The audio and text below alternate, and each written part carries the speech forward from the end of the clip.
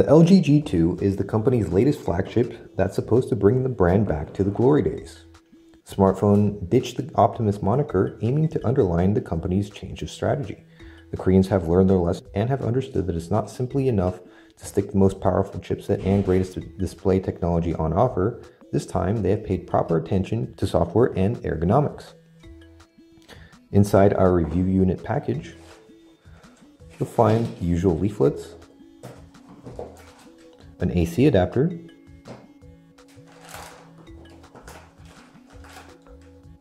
a USB cable,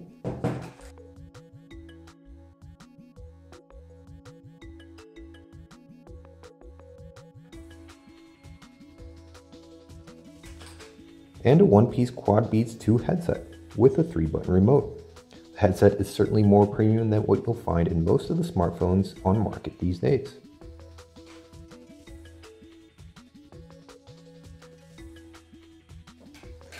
The LG G2 is virtually as big as a Galaxy S4, but managed to squeeze a display that is 0.2 inches larger by trimming the screen bezels to almost non-existent.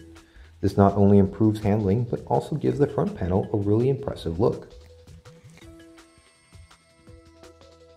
As you can see, the front panel is almost entirely dedicated to the 5.2-inch 1080p True HD IPS display.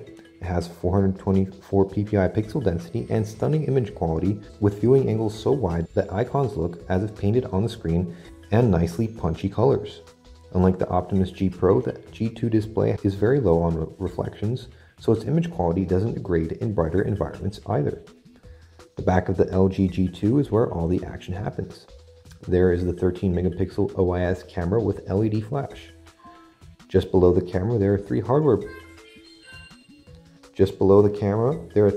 keys on the smartphone. There's a power key sided by two volume keys. Volume keys can be used to launch the quick memo feature or the camera shutter upon long press.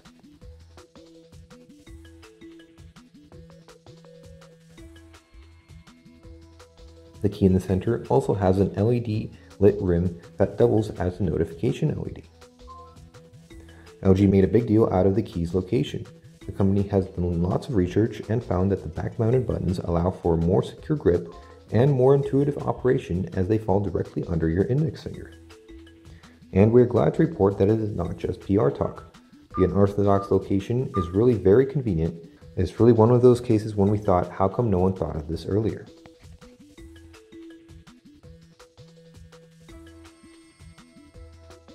The LG G2 runs Android 4.22 Jelly Bean out of box with the latest Optimus UI on top.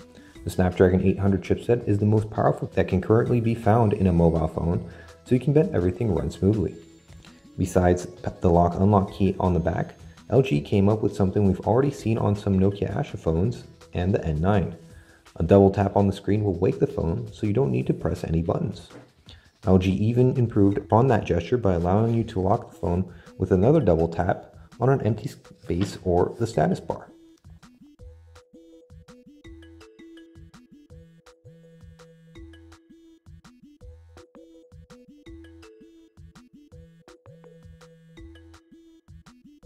There's even a choice between 3 locking animations: fade out, black hole, and the cool retro TV.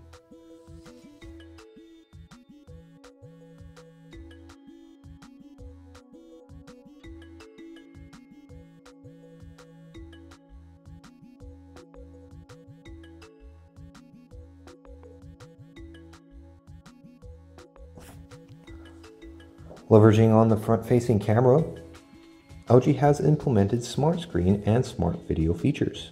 If the Smart Screen is turned on, the G2 display won't turn off until you stop looking at it, even if the sleep timer has run out. The Smart Video option pauses the video playback every time you look away from the screen. There is another cool option that you can find in the G2's settings. You can configure the vertical button layout, background, and even add a 4th key for either quick memo or notification area toggles.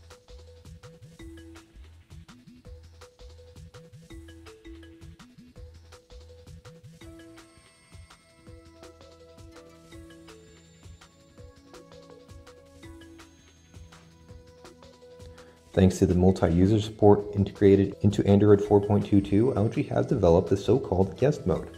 It's activated by a specific unlock pattern and unlocks the phone in this mode.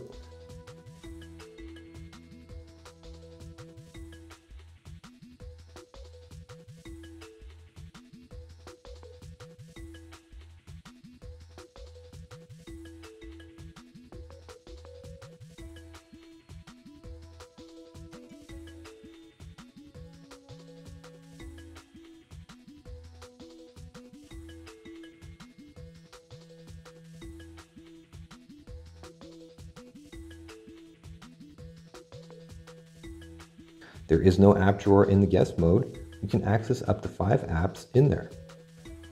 Camera, video and music players, calculator, and quick remote.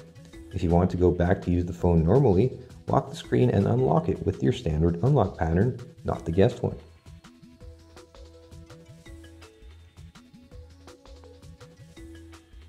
You can launch the quick memo by holding the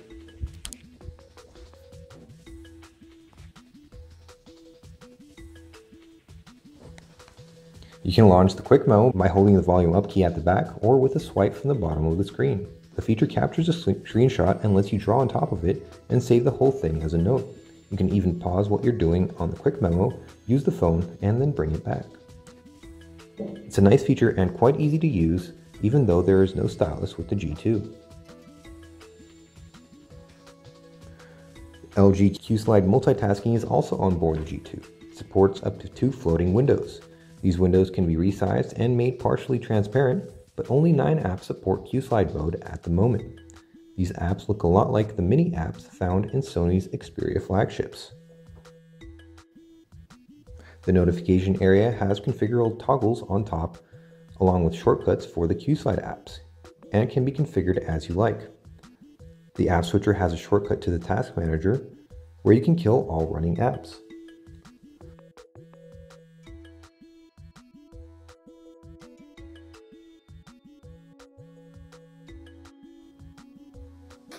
The LG G2 has an IR emitter on top, which works in conjunction with the Q Remote app.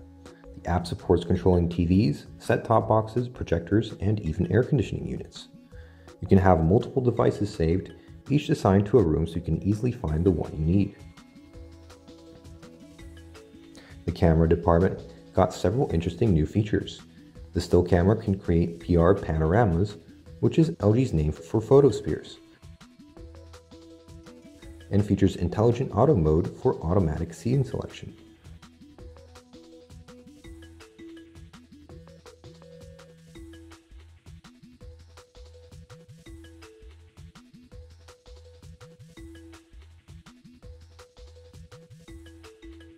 Dual shot is also supported.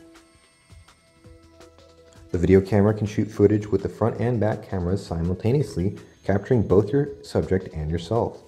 One camera feed fills the screen while the other feed is displayed in a smaller window overlay. You can switch between the two without interrupting your recording. The camcorder supports 1080p recording at both 30 and 60 FPS, which is a first for a smartphone. There are no HDR videos though.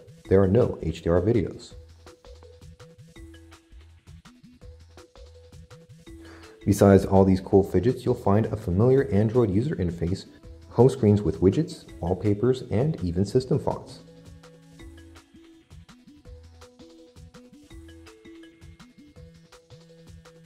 The music player and gallery are almost identical to the vanilla Android apps, while the video player supports pop-up play. There's also Polaris Viewer 5 pre-installed, but it only supports viewing, and you'll have to pay extra for the editing functionality.